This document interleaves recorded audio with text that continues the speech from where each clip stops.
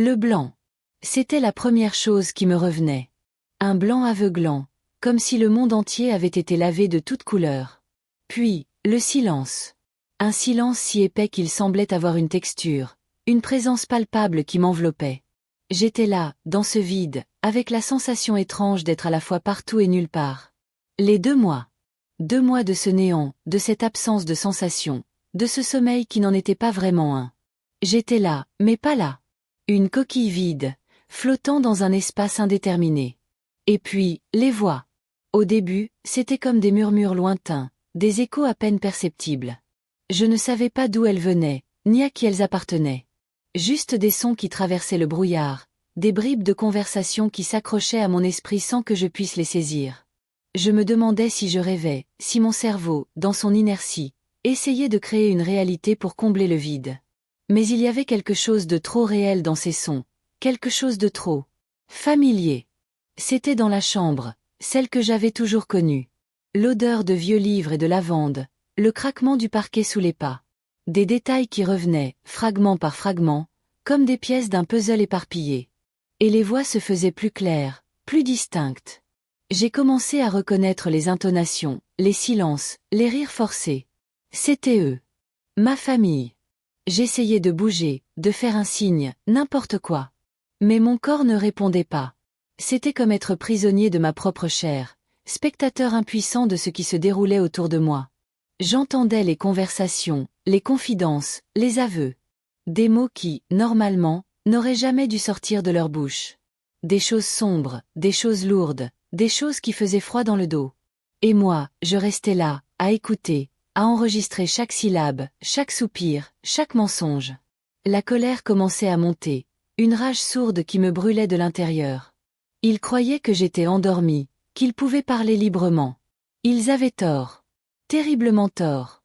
La rage, cette vieille amie que je croyais avoir laissée derrière moi, grondait dans mes entrailles.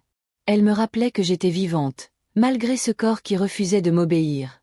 J'étais là, piégée dans ce silence de mort, mais mon esprit, lui, était plus alerte que jamais. Chaque mot, chaque phrase prononcée dans cette chambre qui sentait le formol et les regrets, s'imprimait dans ma mémoire comme à l'encre indélébile. J'entendais ma mère, sa voix tremblante, presque suppliante, parler de l'accident. L'accident. Quel mot bien commode pour masquer la vérité. Elle disait que j'avais eu une chute, un coup à la tête, rien de grave, juste une mauvaise passe. Elle disait ça à qui? Au médecin? À mon père? Ou à elle-même, pour se convaincre? Je la voyais, ou plutôt je sentais sa présence, le froissement de sa robe en soie, le parfum capiteux qu'elle utilisait pour masquer l'odeur de la maladie, ou peut-être de la peur. Elle parlait de moi comme d'un objet précieux, fragile, qu'il fallait protéger. Protéger de quoi? De la vérité? De moi-même. Puis, il y avait mon père. Sa voix, d'habitude si assurée, si autoritaire, était devenue rauque, fatiguée. Il parlait de responsabilité, de conséquences. Il disait que c'était mieux ainsi, que personne ne devait savoir. Savoir quoi, exactement? Que leur fille chérie n'était pas simplement tombée, mais qu'elle avait été poussée. Les mots étaient là, flottant dans l'air, chargés d'une signification que je commençais à peine à déchiffrer. Je sentais son angoisse, son besoin de clore ce chapitre, de passer à autre chose, comme si effacer la vérité suffisait à la faire disparaître. Il y avait aussi ce murmure, celui de ma sœur, Claire. Elle était plus jeune, plus naïve, mais même dans sa voix, je percevais une tension, une culpabilité sourde. Elle parlait de ce qu'on avait vu, de ce qu'on avait fait. Des fragments de phrases qui s'assemblaient dans mon esprit pour former une image terrifiante. Ils se croyaient seuls avec leurs secrets, pensant que j'étais dans un sommeil profond, une sorte de vide où les pensées ne pouvaient pas m'atteindre. Mais j'étais là, chaque seconde de ces 2 mois, à écouter, à comprendre. J'entendais les silences lourds non dits, les regards échangés qui en disaient plus long que les mots. J'entendais les excuses qu'ils se donnaient mutuellement, les justifications bancales pour tenter de se rassurer. Le soleil filtrait à travers les rideaux épais de la chambre, dessinant des formes abstraites sur le sol. Je pouvais presque sentir la chaleur sur ma peau, même si mon corps restait inerte. L'odeur de la lavande, mêlée à celle des médicaments, emplissait mes narines. C'était l'odeur de ma prison, l'odeur de leurs mensonges. Je me concentrais sur ces détails sensoriels, cherchant un ancrage dans cette réalité qui m'échappait. le craquement du parquet sous les pas de mon père quand il venait me voir, le tic-tac régulier de la vieille horloge comtoise dans le salon, les soupirs de ma mère quand elle pensait que personne ne l'entendait. La colère montait, une marée noire qui submergeait la tristesse et la confusion. Ils avaient construit un château de cartes sur un mensonge, et moi, j'étais la seule à en connaître la fragilité. Ils pensaient que j'étais une victime passive, une pauvre fille brisée par un accident stupide. Ils ne savaient pas que cette prétendue victime avait des oreilles, une mémoire, et une volonté de faire. Je me remémorais les derniers moments avant le blanc. Des bribes d'images, des sons discordants, une dispute animée, une bousculade. Et puis, ce vide. Ce silence assourdissant. Maintenant, le silence était rempli de leurs voix, de leurs confessions involontaires. Ils avaient cru me faire taire, m'effacer. Mais ils avaient créé un témoin parfait. Un témoin qui avait tout entendu, tout enregistré. Et qui, un jour, parlerait. Un jour, le château de cartes s'écroulerait. La rage me donnait une force nouvelle, une raison de me battre, de me réveiller. Ils avaient sous-estimé leur victime. Ils allaient le regretter. Chaque mot qu'ils avaient prononcé, chaque secret qu'ils avaient révélé, serait utilisé contre eux. La vengeance était une graine plantée dans le terreau de mon coma, et elle commençait déjà à germer. Je ne savais pas encore comment, ni quand, mais je savais que ce n'était pas fini. Loin de là. J'étais leur prisonnière, mais j'étais aussi leur juge et bientôt, leur bourreau. Le jeu venait de commencer. La lumière. Ce n'était plus le blanc aveuglant, mais une clarté douce, filtrée par des rideaux de dentelle. J'ai cligné des yeux, une tentative infime, presque imperceptible. Le monde a repris ses droits, lentement, comme un vieux film qui se rembobine. Le plafond blanc, familier, est apparu, puis le cadre de mon lit. Les 2 mois. 2 mois d'enfer, de silence, de mensonges entendus. Mais j'étais là. Enfin. Ma gorge était sèche, râpeuse. J'ai essayé de déglutir, un effort qui a provoqué une douleur sourde dans ma poitrine. Les voix. Elles résonnaient encore dans ma tête, les aveux de ma mère, la fatigue dans la voix de mon père, les chuchotements coupables de Claire. La rage, cette vieille amie, était toujours là, tapie dans un coin de mon esprit, attendant son heure. Mais pour l'instant, c'était la faiblesse qui dominait. Une faiblesse qui me rendait presque légère, comme si mon corps avait été vidé de toute substance. J'ai senti une main se poser sur mon front. Tiède. L'odeur de lavande, toujours présente, s'est intensifiée. Ma mère. Elle a dû sentir mon mouvement, ce léger frémissement qui trahissait mon réveil. Ses doigts ont effleuré ma joue, puis se sont arrêtés. Un silence. Un silence différent de celui du coma. Un silence chargé d'attente, de peur. J'imaginais son visage, le masque de tristesse qu'elle portait si bien, mais je savais qu'en dessous, il y avait autre chose. De la panique. Ma chérie. Tu es réveillée? Sa voix était un murmure, à peine audible. Elle tremblait, cette voix. Pas de joie, non. De terreur. Elle savait que j'avais entendu. Elle le sentait, au plus profond d'elle-même. J'ai ouvert les yeux un peu plus grands. J'ai vu son visage penché au-dessus de moi, ses yeux écarquillés, la bouche entr'ouverte. Elle était belle, ma mère, d'une beauté fanée, marquée par les soucis. Mais là, dans son regard, il y avait une noirceur que je n'avais jamais vue auparavant. Une noirceur qui me glaçait le sang. J'ai voulu parler, demander. Mais les mots ne venaient pas. Ma langue était lourde, engourdie. J'ai juste réussi à émettre un petit son rauque, un grognement qui a fait sursauter ma mère. Elle s'est reculée d'un pas, comme si j'avais été un monstre sorti de sa propre imagination. Ne bouge pas, mon cœur. Repose-toi. Le docteur a dit. Le docteur. Le docteur qui avait écouté leurs mensonges, qui avait validé leur version des faits. Le docteur qui avait été leur complice silencieux. J'ai senti une nouvelle vague de colère monter. Elle me donnait de la force, cette colère. Elle me rappelait que j'étais vivante, que j'avais une voix, même si elle était encore trop faible pour hurler. J'ai tourné la tête vers le fauteuil où mon père devait être assis. Il ne parlait pas. Il n'osait pas. Je sentais sa présence dans la pièce, lourde, oppressante. Il était là, le maître de maison, celui qui avait toujours tout contrôlé. Et maintenant, il était impuissant, figé par la peur de mes yeux ouverts. Claire. Où était Claire? Je n'entendais pas ses pas traînants, son rire nerveux. Était-elle partie? Avait-elle fui cette maison devenue le théâtre de leur confession? Où était-elle cachée, terrifiée à l'idée que je puisse me souvenir? J'ai fermé les yeux. J'avais besoin de temps. De temps pour rassembler mes forces, pour organiser mes pensées. Les 2 mois avaient été un long cauchemar éveillé, mais le réveil était encore plus terrifiant. Le silence était rompu, mais les mensonges continuaient de planer, comme une ombre toxique. J'ai senti la main de ma mère se poser à nouveau sur mon bras, cette fois avec une douceur forcée. On est là, ma chérie. On est là. Elle ne comprenait pas. Elle pensait que mon réveil était une guérison, une délivrance. Elle ne savait pas que c'était le début de la fin. La fin de leur tranquillité, la fin de leur petite vie bien rangée bâtie sur des secrets sordides. J'ai ouvert les yeux une nouvelle fois, fixant le plafond. Le soleil avait avancé, les formes sur le sol avaient changé. Le temps passait.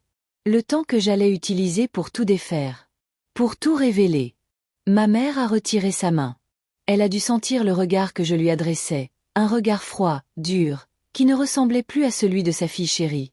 Elle s'est levée, et j'ai entendu le froissement de sa robe en soie. Elle est sortie de la chambre, me laissant seule avec mes pensées et la colère qui grondait en moi, prête à exploser. Le jeu venait de prendre une autre dimension. La porte s'est refermée dans un claquement sec, laissant derrière elle le parfum entêtant de la lavande et le silence tendu de ma chambre. J'étais seule, enfin. Seule avec le poids de ces 2 mois de mensonges assénés comme autant de coups de poignard. Ma mère avait fui, comme toujours, devant ce qu'elle ne pouvait pas contrôler. Sa panique était palpable, une odeur âcre qui avait remplacé celle de ses parfums coûteux. Elle pensait que mon réveil était une sorte de miracle, une porte ouverte vers le retour à la normale. Pauvre idiote. Elle n'avait aucune idée de ce qui venait de se passer. Elle ne savait pas que le silence n'était plus une protection pour elle, mais une cage qui se refermait. J'ai rouvert les yeux, fixant le plafond. Le soleil avait bougé.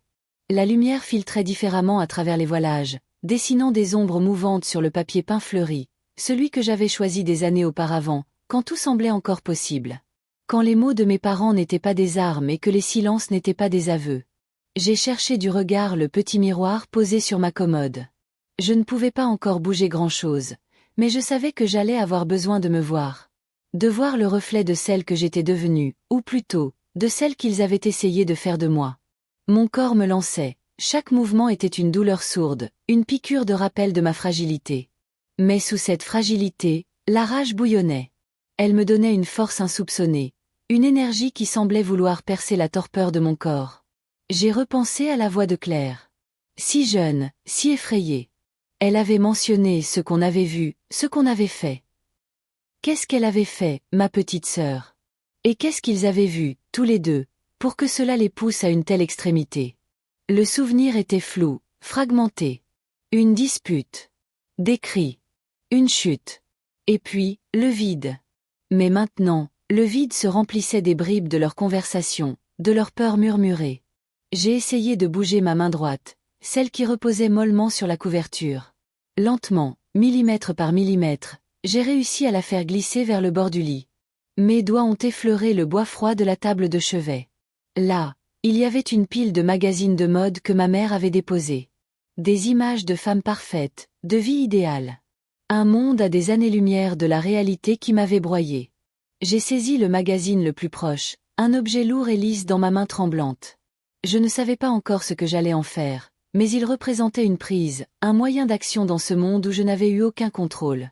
Le tic-tac de la grande horloge comtoise dans le salon résonnait faiblement jusqu'à moi. Chaque seconde qui passait était une seconde de gagner, une seconde de plus pour assembler les pièces du puzzle.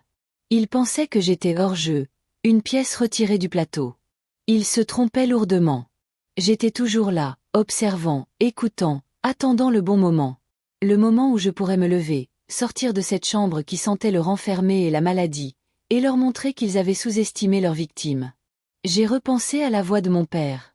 Ces mots sur les responsabilités et les conséquences. Il avait une façon bien à lui de parler, un ton qui ne laissait aucune place à la discussion. Il avait toujours été le chef de famille, celui qui prenait les décisions.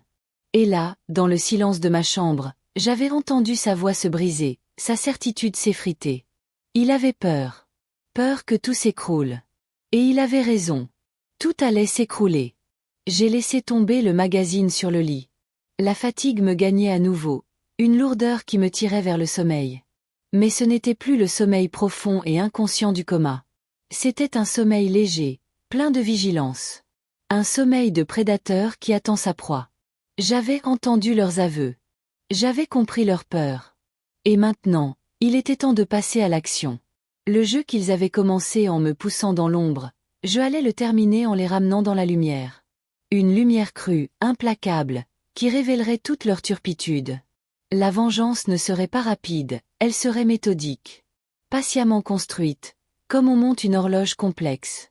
Et cette horloge, j'allais la remonter, seconde par seconde, jusqu'à ce qu'elle sonne l'heure de leur châtiment. La porte s'est refermée dans un claquement sec, laissant derrière elle le parfum entêtant de la lavande et le silence tendu de ma chambre. J'étais seule, enfin. Seule avec le poids de ces 2 mois de mensonges assénés comme autant de coups de poignard. Ma mère avait fui, comme toujours, devant ce qu'elle ne pouvait pas contrôler. Sa panique était palpable, une odeur âcre qui avait remplacé celle de ses parfums coûteux. Elle pensait que mon réveil était une sorte de miracle, une porte ouverte vers le retour à la normale. Pauvre idiote. Elle n'avait aucune idée de ce qui venait de se passer. Elle ne savait pas que le silence n'était plus une protection pour elle, mais une cage qui se refermait. J'ai rouvert les yeux, fixant le plafond. Le soleil avait bougé. La lumière filtrait différemment à travers les voilages, dessinant des ombres mouvantes sur le papier peint fleuri, celui que j'avais choisi des années auparavant, quand tout semblait encore possible. Quand les mots de mes parents n'étaient pas des armes et que les silences n'étaient pas des aveux. J'ai cherché du regard le petit miroir posé sur ma commode. Je ne pouvais pas encore bouger grand-chose, mais je savais que j'allais avoir besoin de me voir. De voir le reflet de celle que j'étais devenue, ou plutôt, de celle qu'ils avaient essayé de faire de moi. Mon corps me lançait, chaque mouvement était une douleur sourde, une piqûre de rappel de ma fragilité. Mais sous cette fragilité, la rage bouillonnait. Elle me donnait une force insoupçonnée, une énergie qui semblait vouloir percer la torpeur de mon corps. J'ai repensé à la voix de Claire. Si jeune, si effrayée. Elle avait mentionné ce qu'on avait vu, ce qu'on avait fait. Qu'est-ce qu'elle avait fait, ma petite sœur? Et qu'est-ce qu'ils avaient vu, tous les deux, pour que cela les pousse à une telle extrémité? Le souvenir était flou, fragmenté. Une dispute. Des cris. Une chute. Et puis, le vide. Mais maintenant, le vide se remplissait des bribes de leur conversation, de leurs peurs murmurées. J'ai essayé de bouger ma main droite, celle qui reposait mollement sur la couverture. Lentement, millimètre par millimètre, j'ai réussi à la faire glisser vers le bord du lit. Mes doigts ont effleuré le bois froid de la table de chevet. Là, il y avait une pile de magazines de mode que ma mère avait déposés. Des images de femmes parfaites, de vie idéale. Un monde à des années-lumière de la réalité qui m'avait broyé. J'ai saisi le magazine le plus proche, un objet lourd et lisse dans ma main tremblante. Je ne savais pas encore ce que j'allais en faire, mais il représentait une prise, un moyen d'action dans ce monde où je n'avais eu aucun contrôle. Le tic-tac de la grande horloge comtoise dans le salon résonnait faiblement jusqu'à moi. Chaque seconde qui passait était une seconde de gagner, une seconde de plus pour assembler les pièces du puzzle. Il pensait que j'étais hors jeu, une pièce retirée du plateau. Il se trompait lourdement. J'étais toujours là, observant, écoutant, attendant le bon moment. Le moment où je pourrais me lever, sortir de cette chambre qui sentait le renfermer et la maladie, et leur montrer qu'ils avaient sous-estimé leur victime. J'ai repensé à la voix de mon père. Ces mots sur les responsabilités et les conséquences. Il avait une façon bien à lui de parler, un ton qui ne laissait aucune place à la discussion. Il avait toujours été le chef de famille, celui qui prenait les décisions. Et là, dans le silence de ma chambre, j'avais entendu sa voix se briser, sa certitude s'effriter. Il avait peur. Peur que tout s'écroule. Et il avait raison. Tout allait s'écrouler. J'ai laissé tomber le magazine sur le lit. La fatigue me gagnait à nouveau, une lourdeur qui me tirait vers le sommeil. Mais ce n'était plus le sommeil profond et inconscient du coma. C'était un sommeil léger, plein de vigilance. Un sommeil de prédateur qui attend sa proie. J'avais entendu leurs aveux. J'avais compris leur peur. Et maintenant, il était temps de passer à l'action. Le jeu qu'ils avaient commencé en me poussant dans l'ombre, je allais le terminer en les ramenant dans la lumière. Une lumière crue, implacable, qui révélerait toute leur turpitude. La vengeance ne serait pas rapide, elle serait méthodique. Patiemment construite, comme on monte une horloge complexe. Et cette horloge, j'allais la remonter, seconde par seconde, jusqu'à ce qu'elle sonne l'heure de leur châtiment. Chapitre 6. La fatigue. Ce n'était plus une simple lourdeur. C'était une chape de plomb qui pesait sur mes membres, sur mon esprit. J'avais l'impression d'être englué dans un brouillard épais, mais un brouillard où chaque son, chaque murmure, résonnait avec une clarté effrayante. Les paroles de mes parents, les bribes de leur conversation entendues à travers le mur fin de ma chambre, tournaient en boucle dans ma tête. Des aveux lâchés dans la panique, des peurs qui transperçaient leur façade habituelle. J'entendais encore la voix de mon père, tremblante, quand il parlait de l'accident. Accident. C'était un mot bien trop doux pour décrire ce que j'avais entrevu dans les fragments de mes souvenirs revenus. Une dispute. Des cris. Et ce silence, ce vide qui avait suivi. Ma mère, elle, ne cessait de répéter que tout rentrerait dans l'ordre. Que je finirais par oublier. Oublier. Comment oublier le regard terrifié de Claire, ma petite sœur, juste avant que tout bascule? Elle avait été là, elle avait vu. Et eux, mes parents, ils avaient vu quoi? La peur dans leur voix trahissait bien plus qu'une simple inquiétude. C'était la panique d'être découvert. Découvert de quoi? La question me rongeait. Je me suis concentrée sur le magazine posé sur mon lit. Un de ces trucs de mode, plein de filles parfaites qui ne ressemblaient en rien à la réalité. J'ai tourné les pages lentement, mes doigts encore un peu tremblants. Chaque image était une insulte, un rappel du monde qu'ils voulaient me faire croire. Mais ces images, je pouvais les utiliser. Les retourner contre eux. J'ai repensé à la façon dont mon père avait marmonné. Il faut que ça s'arrête. Il parlait de moi, de mon état, mais je savais qu'il parlait aussi de la situation. La situation qu'ils avaient créée. Et ma mère, dans sa fuite habituelle, avait juste fermé les yeux, espérant que le problème disparaîtrait tout seul. Ils avaient cru que mon silence était une absence, une incapacité à comprendre. Ils se trompaient lourdement. Mon silence était une prison, oui, mais une prison d'où j'observais, j'analysais. J'assemblais les pièces de ce puzzle démoniaque. Le soleil avait bien avancé. La lumière, plus douce maintenant, filtrait à travers les rideaux, dessinant des formes éphémères sur le sol. J'ai tenté de bouger ma jambe gauche. Une douleur vive m'a parcouru, mais c'était différent. Moins une douleur de corps brisé, plus une raideur due à l'immobilité prolongée. C'était un signe. Un signe que mon corps commençait à se réveiller, à retrouver une partie de sa force. Et avec cette force, ma rage grandissait. Une rage froide, calculée. Je me suis souvenu de la conversation qu'ils avaient eue juste après que ma mère soit partie. Mon père, seul dans ma chambre, pensant que j'étais toujours inconsciente. Il avait parlé de couvrir. Couvrir quoi? Le mot résonnait comme un coup de marteau. Couvrir un crime. C'était ça, le miracle qu'ils espéraient? Que je me réveille amnésique, leur complice silencieuse. J'ai regardé le miroir sur la commode. Mon reflet était pâle, émacié. Les cernes sous mes yeux témoignaient des longues heures d'inactivité forcée. Mais il y avait autre chose dans mon regard. Une étincelle. La lueur de quelqu'un qui a vu l'envers du décor et qui ne compte pas se taire. Je n'étais plus la même. Les 2 mois passés dans cette semi-conscience m'avaient changé. Ils m'avaient donné le temps de comprendre, de voir la noirceur qui se cachait derrière les sourires de façade.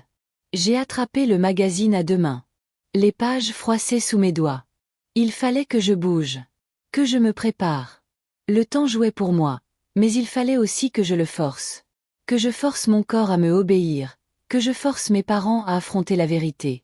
La vérité qu'ils avaient si désespérément tenté de cacher. Le tic-tac de l'horloge comptoise semblait se faire plus pressant. Chaque seconde était une nouvelle pièce que je plaçais dans mon échiquier.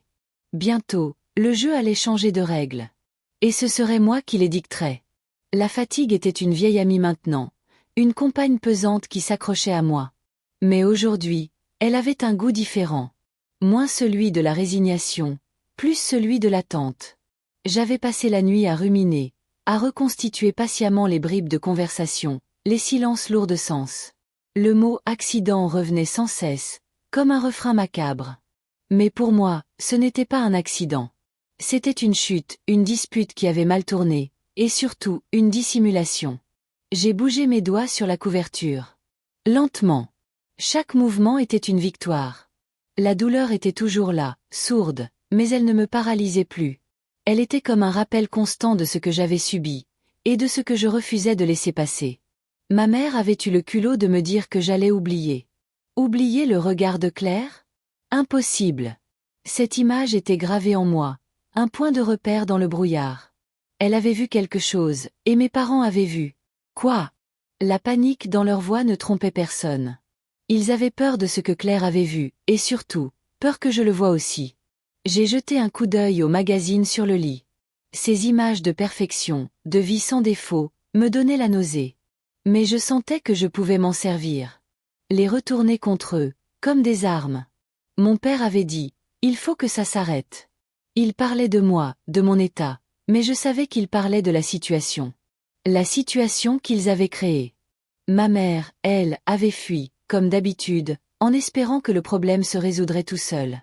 Ils avaient cru que mon silence était une preuve de mon ignorance. Quelle erreur! Mon silence était une observation. Une analyse. J'assemblais les pièces de leur jeu malsain. Le soleil avait monté dans le ciel. La lumière, plus douce, caressait la pièce. J'ai essayé de bouger ma jambe gauche. Une douleur vive m'a traversée, mais c'était différent. Moins une douleur de corps brisé, plus une raideur. Une preuve que mon corps se réveillait. Et avec lui, ma rage. Une rage froide, calculée. Je me suis souvenu de la conversation de mon père, seul dans ma chambre, croyant que j'étais inconsciente. Il avait parlé de couvrir. Couvrir quoi? Un crime? C'était ça, le miracle qu'ils attendaient? Que je me réveille amnésique, leur complice. J'ai regardé mon reflet dans le miroir de la commode. Pâle, amaigri. Les cernes sous mes yeux témoignaient de mes longues heures d'inactivité. Mais dans mon regard, il y avait une étincelle. La lueur de quelqu'un qui a vu l'envers du décor et qui ne compte pas se taire. Les 2 mois passés dans cette semi-conscience m'avaient changé. Ils m'avaient donné le temps de comprendre, de voir la noirceur derrière leur sourire. J'ai saisi le magazine. Les pages froissaient sous mes doigts. Il fallait que je bouge. Que je me prépare. Le temps jouait pour moi, mais je devais aussi le forcer. Forcer mon corps à m'obéir. Forcer mes parents à affronter la vérité qu'ils avaient si désespérément tenté de cacher. Le tic-tac de l'horloge comptoise semblait plus pressant. Chaque seconde était une pièce de mon échiquier. Bientôt, le jeu allait changer de règles. Et ce serait moi qui les dicterais. Je me suis concentrée sur mes mains. J'avais besoin de retrouver ma force. Mon père avait dit, dans un murmure que j'avais cru destiné à lui-même, « Il faut être fort. » Je le serai. Plus fort que tous réunis. Je ne me contenterai pas de survivre. J'allais leur montrer ce que signifiait vraiment la force. Celle qui vient de la douleur, de la trahison, et surtout, de la volonté de justice. Je me suis imaginé debout, marchant, puis courant. La sensation de liberté, de puissance retrouvée. C'était mon objectif. Mon seul objectif. Le reste suivrait. Je me suis concentré sur mes bras. J'ai essayé de les plier, de sentir mes muscles se contracter. Une douleur lancinante, mais une douleur qui me rappelait que j'étais vivante. Que je pouvais me battre. J'ai repensé à Claire. À son regard. C'était pour elle aussi. Pour qu'elle sache qu'elle n'était pas seule. Qu'on allait se battre ensemble. La fatigue me tirait vers le bas, mais la rage me tenait éveillée. Une rage qui ne demandait qu'à exploser. Et quand elle exploserait, ce serait un feu d'artifice. Un feu d'artifice qui illuminerait leurs mensonges. Je me suis promis de ne pas me laisser abattre. Pas une seconde de plus. J'avais entendu leurs aveux. J'avais compris leur peur. Et maintenant, il était temps de passer à l'action. Le jeu qu'ils avaient commencé en me poussant dans l'ombre, je allais le terminer en les ramenant dans la lumière. Une lumière crue, implacable, qui révélerait toute leur turpitude. La vengeance ne serait pas rapide, elle serait méthodique. Patiemment construite, comme on monte une horloge complexe. Et cette horloge, j'allais la remonter, seconde par seconde, jusqu'à ce qu'elle sonne l'heure de leur châtiment. J'ai fermé les yeux, visualisant la scène. Ma confrontation. Leur visage décomposé. Leurs mensonges révélés. Un sourire ténu a effleuré mes lèvres. Le jeu ne faisait que commencer. Mes doigts ont bougé. Lentement d'abord, puis avec un peu plus de fermeté. J'ai senti la texture du drap sous mes paumes. Un coton doux, familier. C'était un début. Un tout petit truc, mais ça suffisait. Mon père avait dit qu'il fallait être fort. Je le serais. Plus fort que lui, plus fort que ma mère. Ils croyaient que j'étais brisée, qu'ils avaient gagné. Ils se trompaient lourdement. J'avais 2 mois pour observer, pour écouter leurs mensonges derrière leurs sourires. 2 mois pour assembler les pièces de leur sale histoire. J'ai essayé de bouger mes orteils. Ça grince un peu, comme si tout était rouillé. Une douleur sourde s'est fait sentir, mais je l'ai ignorée. C'était le prix à payer pour ce qu'ils m'avaient fait. Le prix pour avoir vu leur vraie nature. J'ai repensé au regard de Claire. Ses grands yeux ouverts, terrifiés. Elle avait tout vu. Et eux, ils avaient vu quoi? La panique dans leur voix, c'était pas pour moi, c'était pour eux. Peur d'être pris, peur que je me souvienne. Le soleil filtrait à travers les volets, projetant des zébrures sur le mur. J'ai fermé les yeux. J'imaginais la scène. Ma confrontation. Leur visage, leurs mensonges qui s'effondrent. Un sourire est apparu sur mes lèvres, presque malgré moi. Le jeu ne faisait que commencer. J'ai regardé autour de moi. Ma chambre. Toujours la même. Les posters sur les murs, le bureau encombré. Mais tout avait l'air différent maintenant. Plus faux. Comme un décor de théâtre. J'ai repéré le magazine sur mon lit. Un de ces trucs de mode avec des filles parfaites. La vie sans problème. C'était leur monde. Celui qu'ils voulaient me faire croire. Mais moi, je venais de voir l'envers du décor. Mon père avait dit, il faut que ça s'arrête. Il parlait de mon état, de mon silence. Mais je savais qu'il parlait de leur situation. Celle qu'ils avaient créée. Et ma mère, toujours à fuir, espérant que tout s'arrangerait tout seul. Ils pensaient que mon silence était une preuve que je n'avais rien compris. Quelle erreur! Mon silence, c'était une prison, oui, mais une prison d'où j'observais. J'analysais. J'assemblais les pièces de leur jeu malsain.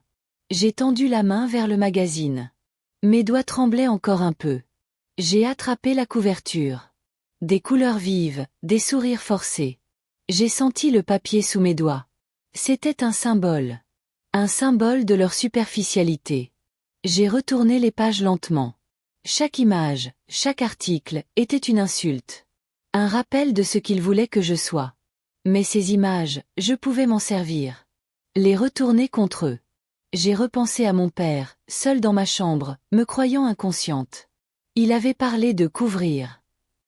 Couvrir quoi? Un crime? C'était ça, leur miracle? Que je me réveille amnésique, leur complice silencieuse. J'ai regardé mon reflet dans le miroir de la commode. Pâle, amaigri. Les cernes sous mes yeux. Mais dans mon regard, il y avait une étincelle. La lueur de quelqu'un qui a vu l'envers du décor et qui ne compte pas se taire. Les 2 mois passés dans cette semi-conscience m'avaient changé. Ils m'avaient donné le temps de comprendre, de voir la noirceur derrière leur sourire. J'ai saisi le magazine à 2 mains. Les pages froissaient sous mes doigts. Il fallait que je bouge. Que je me prépare. Le temps jouait pour moi, mais je devais aussi le forcer. Forcer mon corps à m'obéir. Forcer mes parents à affronter la vérité qu'ils avaient si désespérément tenté de cacher. Le tic-tac de l'horloge comptoise semblait plus pressant. Chaque seconde était une pièce de mon échiquier. Bientôt, le jeu allait changer de règles. Et ce serait moi qui les dicterais.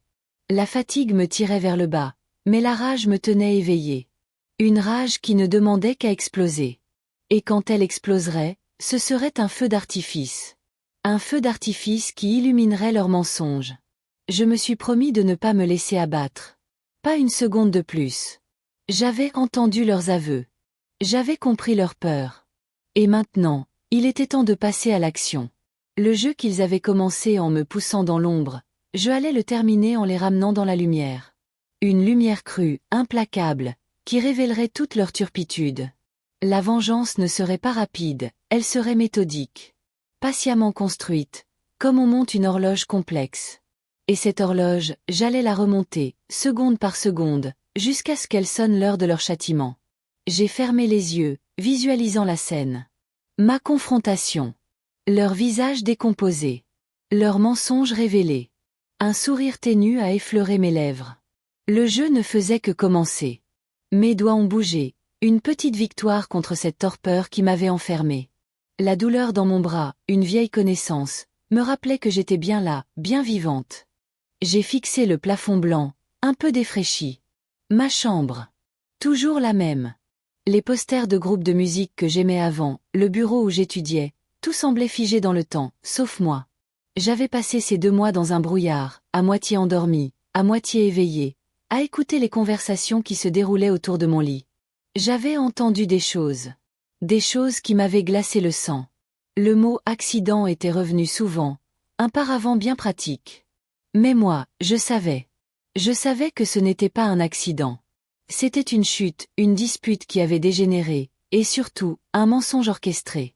Ma mère avait dit, « Il faut que ça passe, ma chérie. Oublie tout ça. » Oublier le regard de Claire? Impossible. Cette image était gravée dans ma mémoire, un phare dans la nuit. Elle avait vu quelque chose, j'en étais sûre. Et mes parents. Leur panique était palpable. Ils avaient peur de ce que Claire avait vu, mais surtout, peur que je me souvienne. Ils avaient cru que mon silence était celui de l'ignorance. Quelle erreur! Mon silence était une observation. Une analyse minutieuse de leur petit jeu malsain. Le soleil filtrait à travers les volets, dessinant des rayures lumineuses sur le parquet. J'ai essayé de bouger ma jambe gauche. Une douleur vive m'a traversée, mais c'était différent. Moins une douleur de corps brisé, plus une raideur. Mon corps se réveillait, et avec lui, ma rage. Une rage froide, calculée. J'ai repensé à mon père, parlant tout seul dans ma chambre, pensant que j'étais inconsciente. « Il faut couvrir », avait-il murmuré. Couvrir quoi? Un crime? C'était ça, leur plan? Que je me réveille amnésique, leur complice muette. J'ai jeté un coup d'œil au magazine sur ma table de chevet. Des images de perfection, de vie sans embûches. Ça me donnait la nausée. Mais je sentais que je pouvais m'en servir. Les retourner contre eux, comme des armes. Mon père avait aussi dit, « Il faut que ça s'arrête ». Il parlait de mon état, de mon silence, mais je savais qu'il parlait de la situation. La situation qu'ils avaient créée. Ma mère, elle, avait fui, comme d'habitude, espérant que le problème se résoudrait tout seul. J'ai regardé mon reflet dans le miroir de la commode. Pâle, amaigri. Les cernes sous mes yeux témoignaient de mes longues heures dans le coma. Mais dans mon regard, il y avait une étincelle. La lueur de quelqu'un qui a vu l'envers du décor et qui ne compte pas se taire. Ces 2 mois passés dans cette semi-conscience m'avaient changé. Ils m'avaient donné le temps de comprendre, de voir la noirceur derrière leur sourire. J'ai saisi le magazine. Les pages froissaient sous mes doigts. Il fallait que je bouge. Que je me prépare. Le temps jouait pour moi, mais je devais aussi le forcer. Forcer mon corps à m'obéir. Forcer mes parents à affronter la vérité qu'ils avaient si désespérément tenté de cacher. Le tic-tac de l'horloge comptoise semblait plus pressant. Chaque seconde était une pièce de mon échiquier.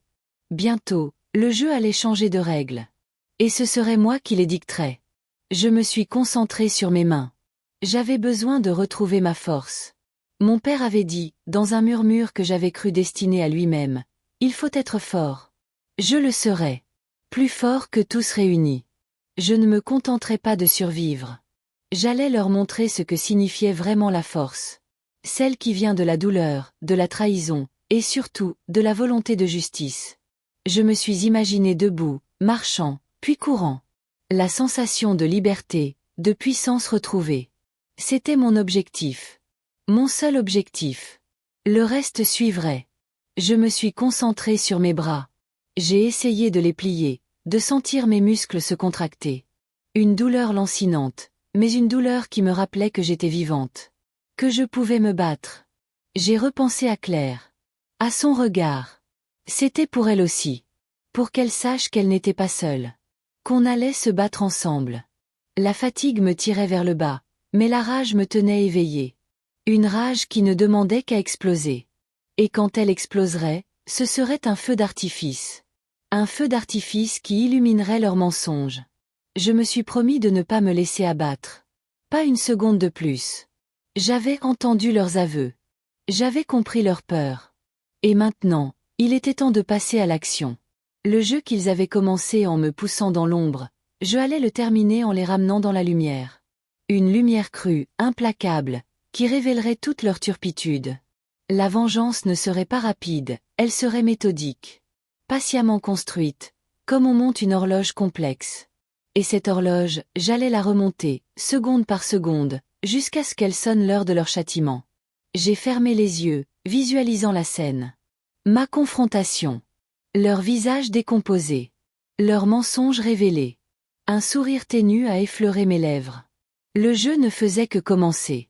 Le bruit de la pluie sur les carreaux me tirait de ma torpeur. J'étais de retour dans ma chambre, celle qui avait été témoin de tant de mes larmes, de tant de mes silences. Les 2 mois s'étaient écoulés, mais le poids de ce que j'avais entendu ne me quittait pas. Chaque mot, chaque aveu, résonnait encore dans ma tête comme un écho infernal. Je me redressai lentement, sentant mes muscles raides, engourdis par cette longue immobilité forcée. Le soleil, timide, essayait de percer les nuages, projetant des ombres longues et fantomatiques sur le parquet. La première chose que je fis fut de regarder par la fenêtre. La rue était déserte, mouillée par l'averse matinale. J'avais l'impression que le monde extérieur continuait sa course, ignorant le cataclysme qui s'était joué à l'intérieur de ces murs. Ma famille. Cette entité que j'avais cru connaître, que j'avais aimée, s'était révélée sous un jour si sombre, si répugnant. Je repensais aux conversations entendues, aux secrets révélés dans le murmure complice de mes proches. Chaque phrase était une nouvelle lame plantée dans mon cœur déjà meurtri. Je me levai, mes jambes tremblant légèrement. L'odeur de la poussière et de la naphtaline flottait dans l'air, un parfum familier de maison endormie. J'avais besoin de bouger, de sentir le sol sous mes pieds, de me reconnecter à la réalité, même si cette réalité était désormais teintée de poison. Je descendis l'escalier avec précaution, chaque marche craquant sous mon poids, un son qui me semblait assourdissant dans le silence de la maison. Dans le salon, le journal du jour était posé sur la table basse, comme si de rien n'était. Un simple bout de papier, porteur d'un monde qui continuait, indifférent à nos drames intimes. Je le pris, mes doigts effleurant la surface lisse. Les titres m'indifféraient. Ce qui m'occupait, c'était le plan qui commençait à germer dans mon esprit, un plan né de la douleur et de la trahison. La vengeance. Ce mot, autrefois étranger, résonnait maintenant avec une intensité dévorante. J'entendis des pas à l'étage. Ma mère. Mon cœur se serra. Comment allais-je pouvoir la regarder en face, sachant ce que je savais? Comment allais-je pouvoir vivre sous le même toit, respirer le même air, après avoir entendu ses confessions?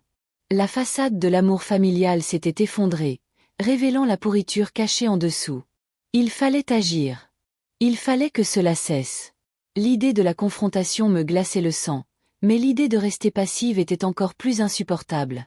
La force me revenait, une force nouvelle, alimentée par la rage et le désir de justice. Le jeu pouvait enfin commencer. Je me dirigeai vers la cuisine, mais pas plus assuré maintenant, le journal toujours dans ma main, comme une arme silencieuse. La première étape était franchie. Le reste suivrait. Le journal, un simple bout de papier, pesait dans ma main. J'avais traversé le salon, puis la cuisine, comme si je cherchais une raison, un prétexte pour continuer à avancer.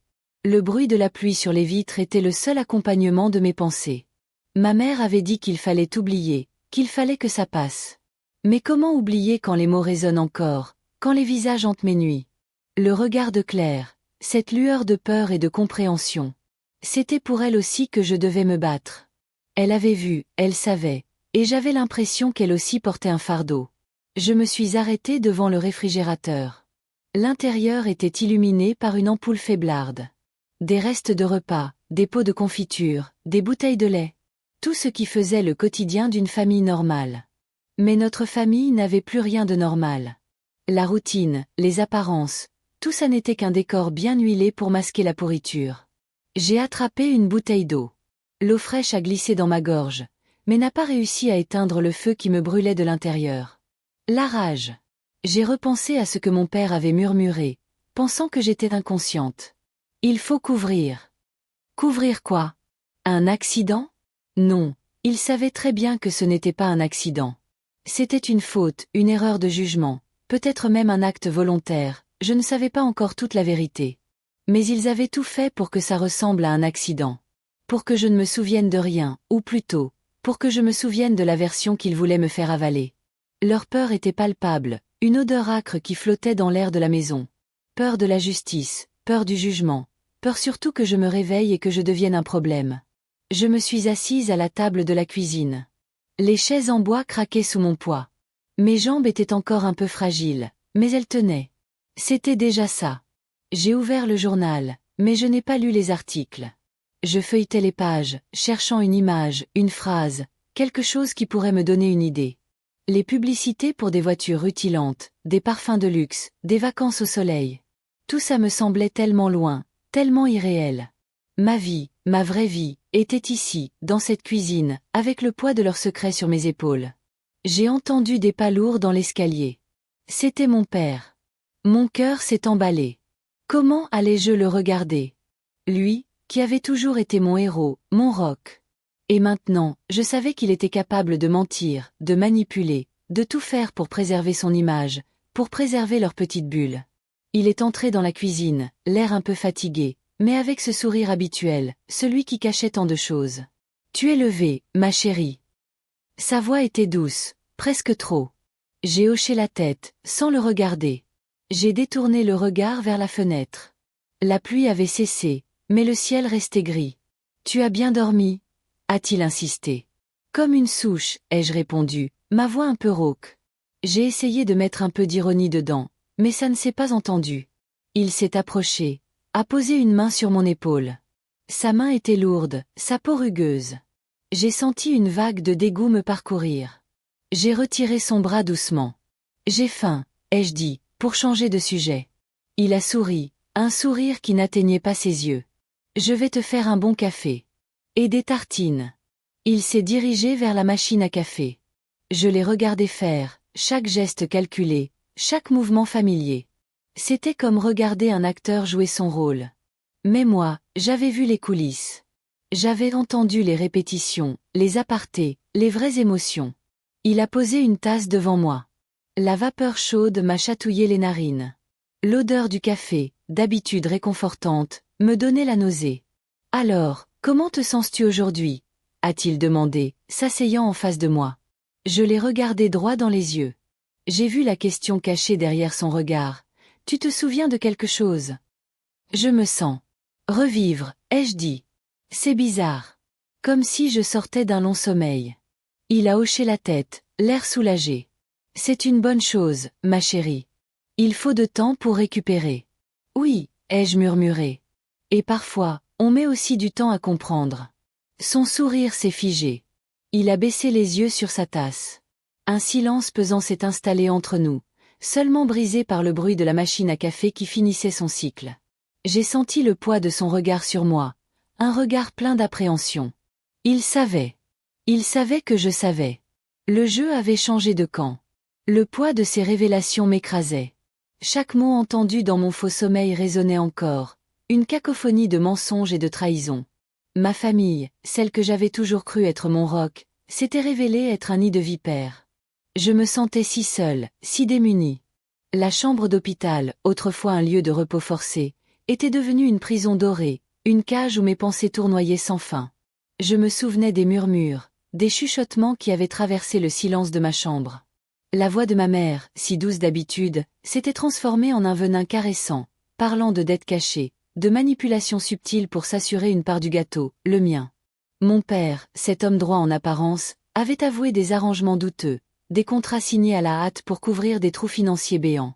Et mon frère, oh, mon frère! Ces mots étaient les plus tranchants. Des mots sur des malversations, des sommes détournées, des vies gâchées pour son propre enrichissement. Le soleil filtrait à travers les stores, dessinant des raies de lumière sur le sol. Chaque rayon semblait me rappeler le temps qui s'écoulait, le temps que j'avais perdu à croire en eux. J'avais 28 ans, une femme censée avoir une vie, des projets, et me voilà, échouée sur un lit, le corps brisé, l'âme en lambeaux. L'idée de me venger commençait à germer, une graine sombre plantée dans la terre fertile de ma douleur. Ce n'était pas juste une envie passagère, c'était une nécessité. Une nécessité de rétablir l'équilibre, de leur montrer que l'on ne joue pas avec la vie des autres impunément. J'imaginais leur visage quand la vérité éclaterait, quand mes mensonges se retourneraient contre eux. Leur sourire hypocrite se transformerait en grimace de peur, leurs paroles doucereuses en cris de panique. J'avais tout entendu, j'avais tout enregistré dans ma mémoire. Chaque détail, chaque nuance de leurs aveux. J'avais le pouvoir de détruire ce qu'ils avaient si soigneusement construit sur des fondations de mensonges. Une infirmière entra, son sourire bienveillant me parut soudain suspect. Était-elle dans le coup ? Avait-elle entendu quelque chose ? Mon regard se fit plus intense, scrutant chaque mouvement, chaque expression. La paranoïa s'installait, une compagne indésirable mais logique dans ma nouvelle réalité. Je devais être prudente. Chaque geste, chaque parole devait être calculée. Je me levai avec précaution, mes muscles protestant faiblement. J'avais besoin de bouger, de sentir mon corps répondre à mes ordres, de retrouver une forme de contrôle. Je fis quelques pas dans la chambre, mes pieds nus sur le carrelage froid.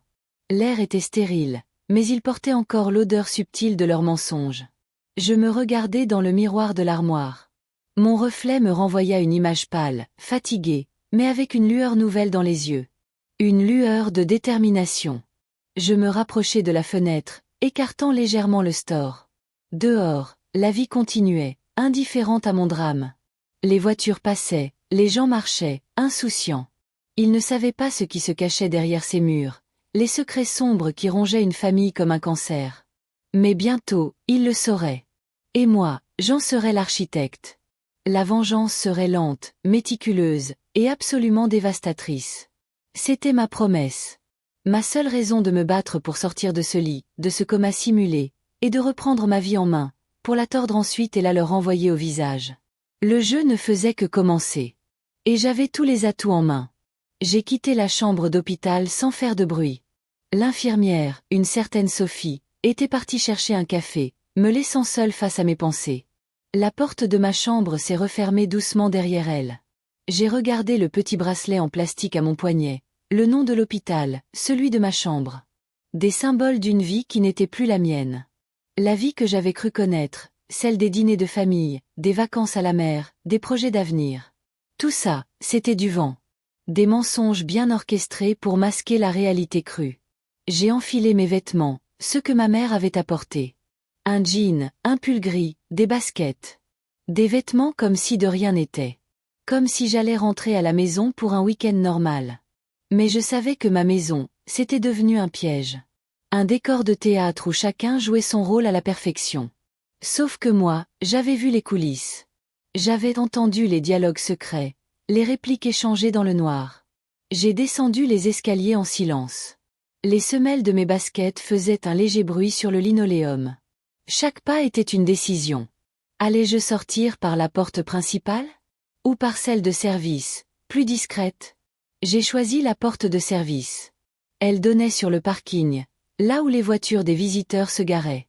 L'air frais de la fin d'après-midi m'a fouetté le visage. C'était un air de liberté, un air qui sentait la pluie qui allait bientôt tomber. Le ciel était chargé de nuages gris, comme mon humeur. J'ai marché vite, sans regarder derrière moi. Je ne voulais pas croiser un visage familier, pas encore. Pas avant d'avoir un plan. Ma tête bourdonnait. Les paroles de ma mère, de mon père, de mon frère, tout se mélangeait. Les dettes, les arrangements, les malversations. Des mots qui semblaient sortir d'un mauvais polar, mais qui étaient la réalité de ma famille. Ma famille, celle qui m'avait toujours dit qu'elle était soudée, qu'elle se soutenait. Des belles paroles, mais des actes bien différents. Je suis arrivée à la station de métro, celle qui était à 10 minutes de l'hôpital. J'ai acheté un ticket, le regard fixé sur le panneau lumineux qui indiquait les prochains départs. Direction le centre-ville. J'avais besoin de sortir de ce quartier, de cette ambiance étouffante. J'avais besoin de me perdre un peu, de retrouver une certaine anonymat. Dans le métro, les gens étaient plongés dans leur téléphone, dans leurs pensées. Personne ne faisait attention à moi. C'était exactement ce que je voulais. J'ai repensé à Claire. Elle savait. Elle avait vu la peur dans les yeux de ma mère, la gêne de mon père.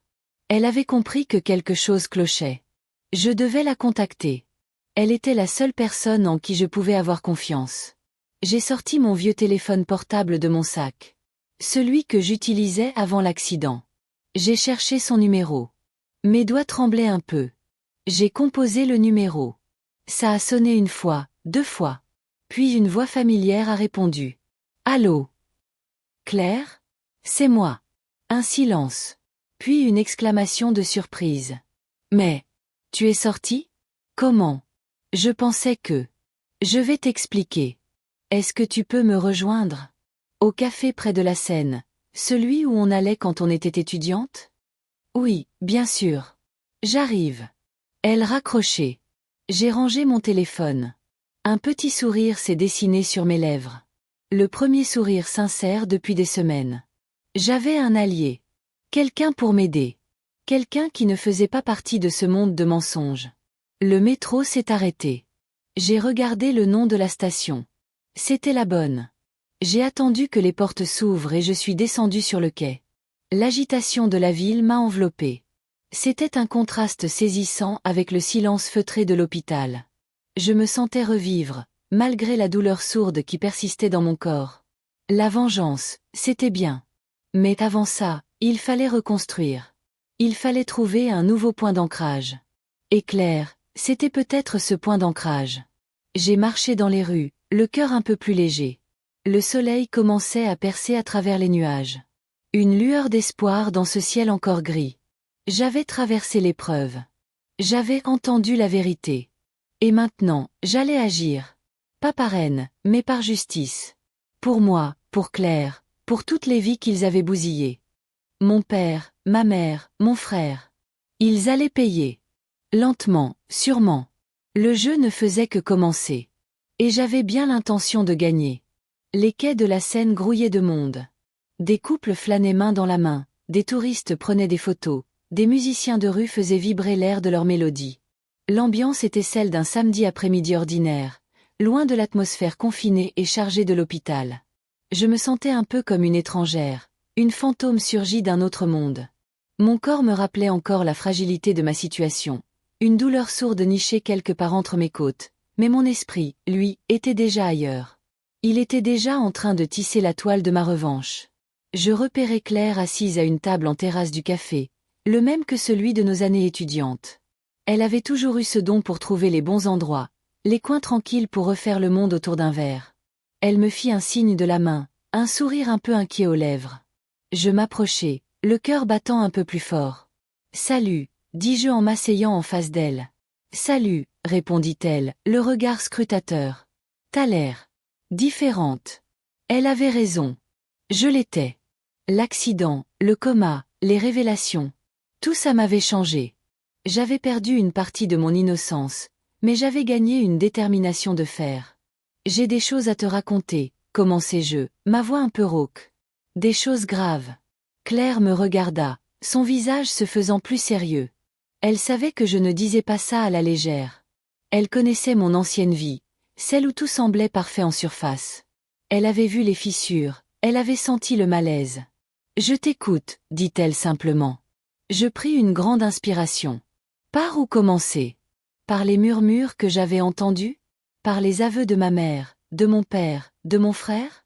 Les mots me venaient difficilement, comme si j'avais oublié comment articuler la vérité. J'étais pas vraiment dans le coma, lâchai-je d'un coup. Pas tout le temps. J'ai entendu. J'ai tout entendu. Le choc sur son visage fut immédiat. Ses yeux s'écarquillèrent, sa bouche s'entr'ouvrit. Elle ne comprenait pas. Comment aurait-elle pu? C'était une histoire à dormir debout. Tu veux dire que tu as entendu? Oui. Tout. Les dettes de ma mère, les arrangements de mon père, les magouilles de mon frère.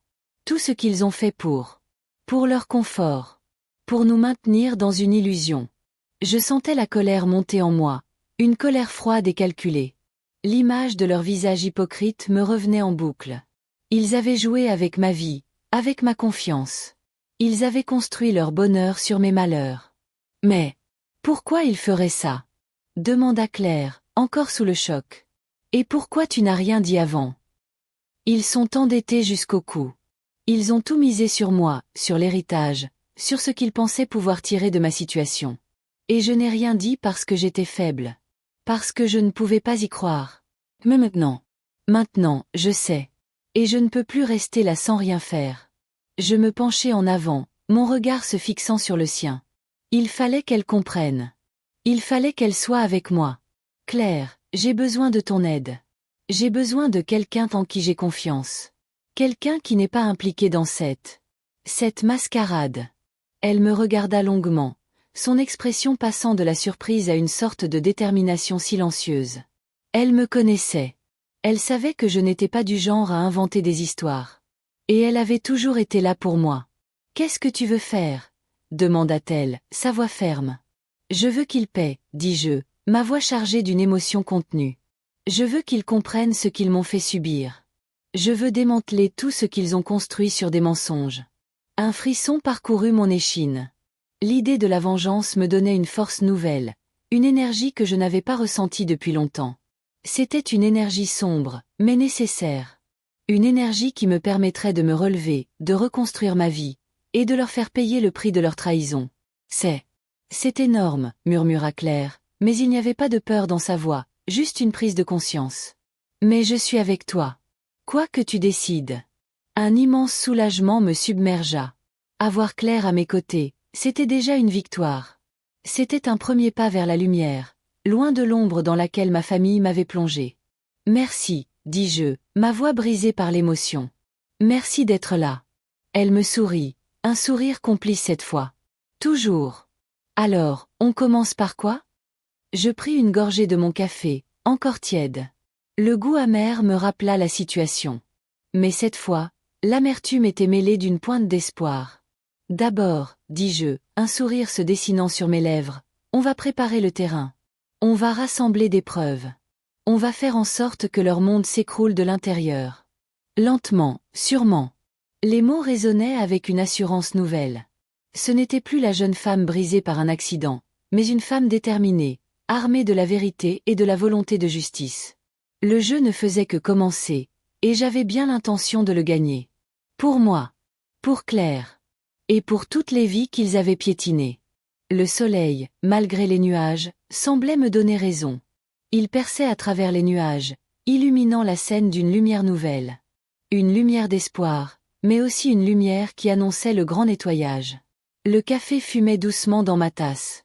Le soleil avait fini par percer, et une douce chaleur se répandait sur la terrasse, chassant les dernières brumes matinales. Claire et moi étions là, assises face à face, le tumulte de la ville semblant s'être estompé autour de nous. Les mots que j'avais prononcés, lourds de vérité et de colère, flottaient encore entre nous. Elle m'avait regardé, ses yeux pleins d'une compréhension qui me soulageait plus que je ne pouvais l'exprimer. « Alors, on commence par quoi ?» avait-elle demandé, sa voix ferme, presque déterminée. « D'abord, on prépare le terrain », j'avais répondu, sentant une énergie nouvelle, une détermination froide me traverser. « On va rassembler des preuves. On va faire en sorte que leur monde s'écroule de l'intérieur. » Lentement, sûrement. Les jours qui suivirent furent une course contre la montre, mais une course menée dans l'ombre, loin des regards. Claire, avec son sens aigu de l'organisation et son réseau discret, devint mon bras droit, mon allié indispensable. Nous nous voyions dans des endroits variés, jamais les mêmes, changeant de café, de parc, de librairie, juste pour brouiller les pistes. Mon appartement, celui que je partageais autrefois avec une vie qui n'était plus la mienne, était devenu notre quartier général secret. Je me souvenais des soirées passées à éplucher des documents, des relevés bancaires, des factures, des papiers jaunis, des courriels cryptiques, des notes griffonnées à la hâte. Ma mère, dans sa folie des dépenses, avait laissé des traces partout. Des cartes de crédit à débit différé, des prêts contractés dans des banques peu scrupuleuses, des investissements hasardeux qui avaient tous échoué. Mon père, lui, avait maquillé les comptes de son entreprise, détournant des fonds publics pour couvrir ses propres dettes et celles de ma mère. Des sommes astronomiques qui avaient disparu dans des transactions opaques, des sociétés écrans montées de toutes pièces. Et mon frère, le plus jeune, celui que j'avais toujours protégé, avait servi de complice, de coursier, transportant des enveloppes, effaçant des disques durs, se rendant complice de leurs méfaits sans vraiment comprendre l'ampleur de ce qu'ils faisaient, ou peut-être en comprenant trop bien. Chaque découverte était une nouvelle blessure, mais aussi une nouvelle motivation. Je voyais leur visage, leur sourire hypocrite, leurs mains qui me serraient affectueusement, alors qu'ils me dépouillaient, qu'ils me mentaient. La douleur se transformait en une rage sourde, une envie de justice qui me donnait la force de continuer, même quand la fatigue me rongeait. Claire était mon ancre. Elle me rappelait de manger, de dormir, de prendre soin de moi. Elle savait que cette quête était dangereuse, que ma famille était capable de tout pour se protéger. Elle avait même, discrètement, contacté un vieil ami de son père, un avocat spécialisé dans les affaires financières complexes, un certain maître Dubois. Il était réputé pour son intégrité et son efficacité, mais aussi pour sa discrétion absolue. Nous lui avons fait confiance, lui expliquant la situation sans tout dévoiler au début, juste pour avoir son avis sur la solidité des preuves que nous accumulions. Un soir, alors que nous étions plongés dans un tas de factures de ma mère, une idée m'a traversé l'esprit. Ma mère avait toujours eu une passion pour les tableaux. Elle en achetait régulièrement, des pièces de valeur qu'elle gardait dans son bureau, comme pour se rassurer de sa richesse. Et si ces tableaux? Et si certains d'entre eux n'étaient pas ce qu'ils prétendaient être? Et si c'était une autre façon pour elle de blanchir de l'argent? J'ai appelé Claire. J'ai une idée, lui ai-je dit, la voix pleine d'une excitation nouvelle. Les tableaux de ma mère. Je crois qu'il y a quelque chose à creuser de ce côté-là. Le lendemain, nous étions chez moi, dans mon ancien appartement. L'air était lourd, chargé des souvenirs d'une vie qui n'existait plus. J'ai ouvert la porte du bureau de ma mère. L'odeur du cuir et du vieux papier m'a envahi. Les tableaux étaient toujours là, accrochés au mur, témoins silencieux de leurs mensonges. Je les ai regardés un par un, cherchant un indice, une anomalie. Puis j'ai remarqué un petit cachet discret au dos d'un des tableaux, un nom d'atelier que je ne connaissais pas. Claire a sorti son téléphone. Quelques recherches rapides ont suffi. L'atelier n'existait plus depuis des années, et les quelques œuvres qui lui étaient attribuées étaient des faux. Des faux d'une qualité telle qu'ils pouvaient tromper n'importe quel œil non averti. Ma mère avait blanchi de l'argent en achetant et revendant des faux tableaux, se créant une fausse richesse pour masquer la réalité de ses dettes. C'était le coup de grâce. La preuve ultime. Avec cette pièce du puzzle, nous avions tout. Les relevés bancaires, les transactions suspectes, les aveux entendus, et maintenant, la preuve tangible de leur système de fraude. Nous avons contacté Maître Dubois. Le rendez-vous a eu lieu dans son cabinet, un endroit sobre et discret, loin de toute ostentation. Nous lui avons tout présenté, les documents, les enregistrements que j'avais pu faire discrètement, les photos des faux tableaux. Il a écouté attentivement, son visage impassible, mais je voyais dans ses yeux qu'il comprenait la gravité de la situation. C'est un dossier solide, a-t-il dit en fin de compte. Nous allons pouvoir agir. Les semaines suivantes furent une attente tendue. Maître Dubois a monté le dossier, contacté les autorités, préparé le terrain pour que tout se déroule dans l'ordre, sans qu'il ne puisse s'enfuir ou détruire les preuves restantes. Je ne les ai pas revus. Je ne voulais pas. Je ne pouvais pas. L'idée de les affronter, de voir leur masque tomber, me donnait à la fois des frissons et une force nouvelle. Le jour est arrivé. Pas de fracas, pas de hurlements. Juste une notification officielle, une convocation devant la justice. Ma mère, mon père, mon frère. Tous convoqués. Les forces de l'ordre ont agi avec professionnalisme, leur demandant de se présenter pour répondre des accusations de fraude, de blanchiment d'argent, de complicité. J'ai regardé les informations à la télévision, assise aux côtés de Claire, une main posée sur mon bras. Leur visage, habituellement si assuré, était marqué par la panique, la surprise, la honte. Ils avaient été pris. Leur monde de mensonges s'était effondré. La justice ferait son œuvre. Je ne savais pas quelle serait la peine, mais peu importait. L'essentiel était qu'ils aient été démasqués, que la vérité ait éclaté. J'avais récupéré ma vie, ma dignité. J'avais gagné. Ce n'était pas une victoire joyeuse, mais une victoire nécessaire.